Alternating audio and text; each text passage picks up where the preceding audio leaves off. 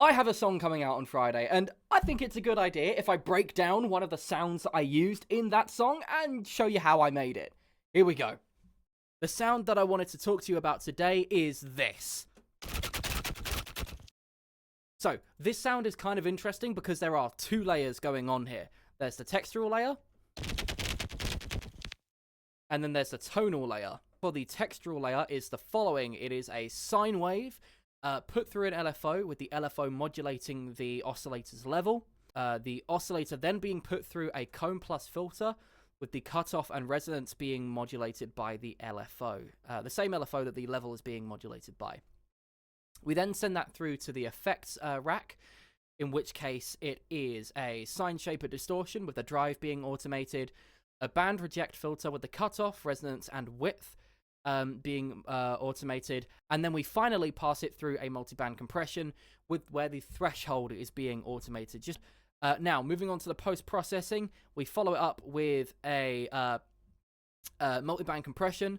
Then we follow it up by an auto-tune plugin called M-Auto Pitch, but we are not using it for auto-tune. We are instead using it purely for a performance shift.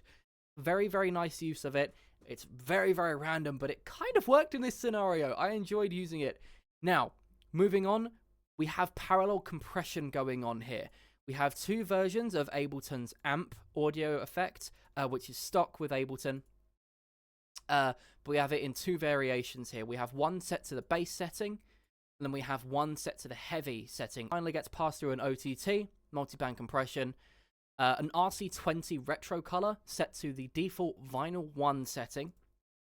And then we finally follow it up with a frequency shifter, pulling it down by 242 Hertz. Now, moving on to the tonal layer, we have two variations of a saw wave. Both are 3 octaves higher than they are being played at.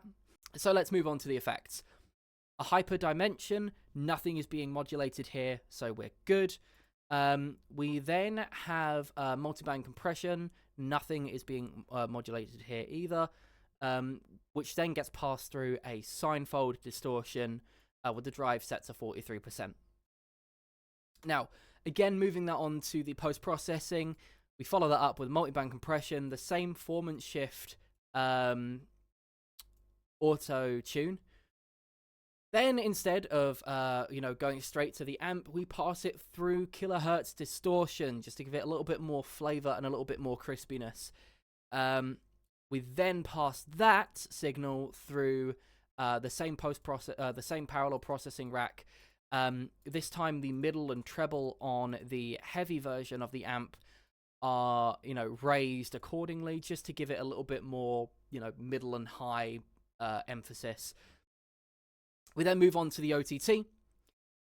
We finally pass it through a frequency shifter, this time set to minus 233 Hertz.